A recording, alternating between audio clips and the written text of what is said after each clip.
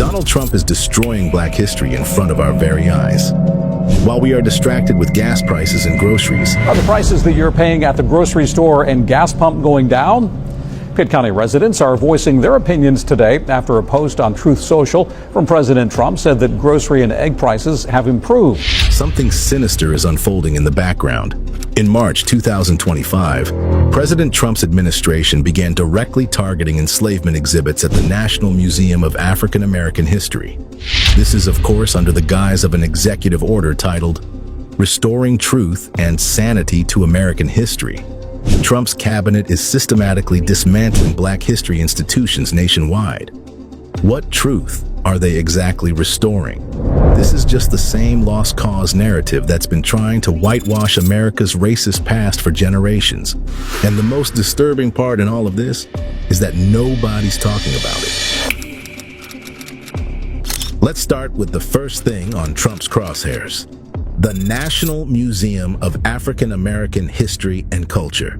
Just a few years ago, a high school teacher named Adam Sanchez stood with his students in the lower level of the museum, where the story of enslavement and the Middle Passage is told. He watched as tears streamed down one student's face. The class gathered in a quiet space, processing what they've just witnessed. Everyone understood why he had tears in his eyes.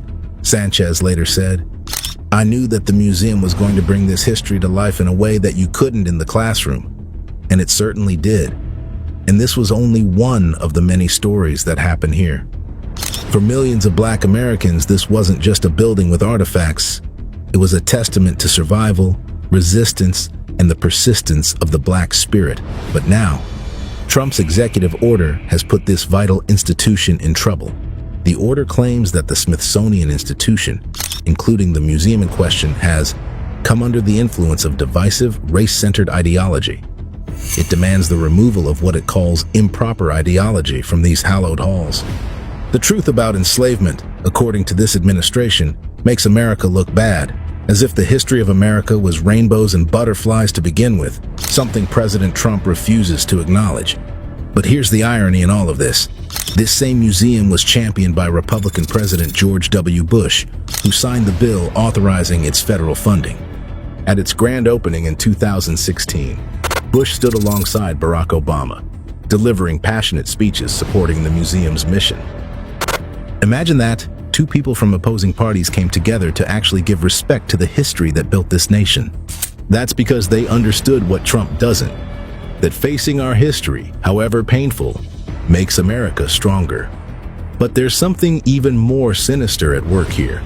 The executive order doesn't just target the enslavement exhibits. It aims to fundamentally change how American history is presented. It demands that all public monuments and museums do not contain descriptions, depictions, or other content that inappropriately disparage Americans' past or living. In other words, if the truth makes people uncomfortable, the truth has to go. The museum's founding director, Lonnie Bunch, spent years collecting over 40,000 artifacts to tell their story. He created a space that celebrates not just the struggles, but also the joys, the culture, and the triumphs of the African American experience. Now, with a single signature, Trump is threatening to sanitize this history, to make it more comfortable for those who'd rather not face the truth. But the war on Black history isn't just happening in museums. In January 2025, President Trump's administration sent an official message to all federal departments and offices. The message, addressed to department leads and key personnel, seemed bureaucratic on the surface, but its contents were chilling. Create a plan for eliminating DEI employees from the federal workforce. The departments were given until January 31st to complete this task. But Trump's administration couldn't even wait that long. A second message soon followed, and it was more urgent than the first. This one didn't just ask for plans. It ordered department leaders to begin firing DEI employees immediately. According to Trump, this move was meant to stop what he called racism within the government. He labeled these DEI programs, initiated by President Joe Biden, as both illegal and immoral. When he signed the executive orders to dismantle them, he referred to DEI as an identity-based spoil system, claiming it robbed hard-working Americans of job opportunities. And by hard-working Americans, he meant white Americans. And this attack on diversity didn't stop at government doors. The executive order encouraged federal agencies to explore ways to influence the private sector to eliminate their own DEI initiatives. The goal was to dismantle diversity programs across the entire country, and we're already seeing the impact. Major companies like McDonald's, Meta, Target, and Walmart have responded to this pressure. Walmart, for example, shut down a racial equity center it had created in 2020, an initiative that had received $100 million in investment. The decision to abandon this project was made under federal pressure. At one time in this country, black people were enslaved. They were looked down upon. White people saw themselves as superior, but our people fought for freedom. In the late 1800s, they achieved emancipation. Still, racism persisted. White mobs stormed black towns, burning them to the ground. Yet black people continued to fight for their rights. In the early 1900s, we saw countless black heroes rise up and advocate for our community. Over time, their efforts led to critical progress. By dismantling these programs, Donald Trump isn't just cutting jobs. He's trying to erase the progress we've made, and with it, a part of black history. The two executive orders aimed at DEI pose a serious threat to the diversity we've achieved in both government and the private sector. But this systematic dismantling of black progress isn't happening in isolation. It's part of a broader agenda, one that reaches far beyond office buildings and corporate boardrooms. What makes this attack on black history so dangerous is its subtlety. The executive order doesn't explicitly ban the teaching of enslavement or segregation. It doesn't outright forbid museums from discussing civil rights, but instead, it does something far more insidious. It uses federal funding as a weapon. Under the order, any museum or institution receiving government funds must undergo an ideological review. A team handpicked by the administration will examine every exhibit, every educational program, and every historical text. Their job is to basically identify and remove what they call divisive narratives that undermine national cohesion. The order prohibits spending on exhibits or programs that degrade shared American values, divide Americans based on race, or promote programs or ideologies inconsistent with federal law and policy. In other words, if you want to keep your funding, you better make history more comfortable. We're already seeing this strategy at work. On the National Park Service's Underground Railroad websites, there have been subtle but noticeable changes in how Harriet Tubman's story is framed. Harriet Tubman was a woman who, after escaping enslavement herself, became the most famous conductor of the Underground Railroad, risking her life countless times to lead enslaved people to freedom. The National Museum of African American History and Culture even holds her shawl, a tangible piece of resistance against oppression.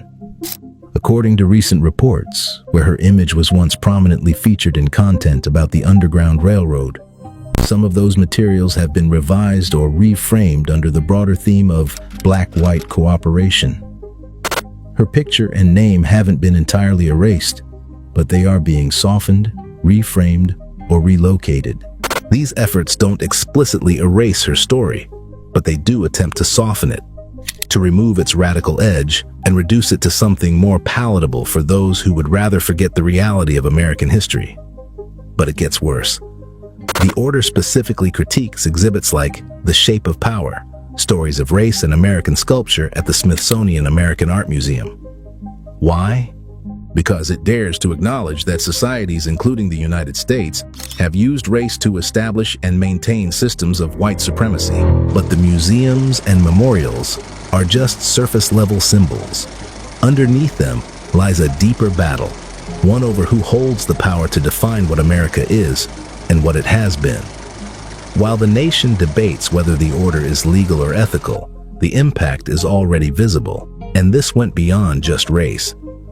Some museums are restructuring their exhibits. One notable example is the Smithsonian American Women's History Museum, which has been directed by the executive order to exclude the recognition of transgender women entirely.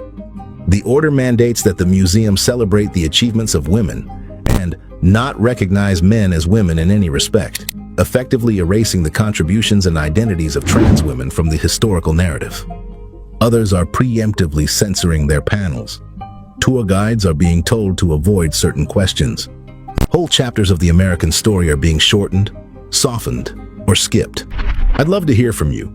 Have you noticed these kinds of subtle changes in your own community, schools, or museums? Go ahead and drop your thoughts in the comments below. This is the state of the U.S. right now, a nation built on the labor, suffering, and resilience of people who still haven't received the justice they were promised. But Trump's executive orders don't stop at rewriting history. They reach into other areas of life where Black Americans attempt to thrive. Take education. Trump's executive orders are undermining support systems that disproportionately benefit historically Black colleges, institutions that have long been underfunded. Now, with freezes on federal loans and grants, it's becoming even harder for Black students to access financial aid and pursue higher education. And with DEI programs dismantled, the pipeline for hiring and retaining Black faculty is at risk. The assault on job opportunities is equally severe. Remember those apprenticeship programs championed by President Obama? The ones that specifically helped Black Americans who didn't attend college find paths into the federal workforce. Trump's orders have undermined them all. His administration has also revoked protections that helped Black employees in the federal workforce, making it easier for discriminatory practices, including layoffs targeting Black workers, to go unchecked. Even in healthcare, the systematic erasure continues. Black Americans already face disproportionately high rates of preventable disease. Without these programs tracking and addressing these disparities, health outcomes for our communities could worsen. This pattern of erasure extends to housing and economic stability. The administration has slashed funding for anti-homelessness efforts, specifically targeting the U.S. Interagency Council on Homelessness. This council played a crucial role in supporting unhoused individuals, a large percentage of whom are Black. Defunding it puts more Black families at risk of homelessness. These changes make it harder for Black families to stay in the middle class, worsening the already persistent racial wealth gap. But perhaps the most alarming part is this: the erasure isn't slowing down. Every new executive order, every funding cut, every dismantled program sends a signal, not just about how the past is treated, but about who gets to have a future. And this isn't just happening in Washington. One U.S. state is quietly following the same playbook, scrubbing Black history from its schools, censoring educators, and rewriting curriculums behind closed doors. If you thought this problem couldn't get any worse, think again. Click here to watch this video.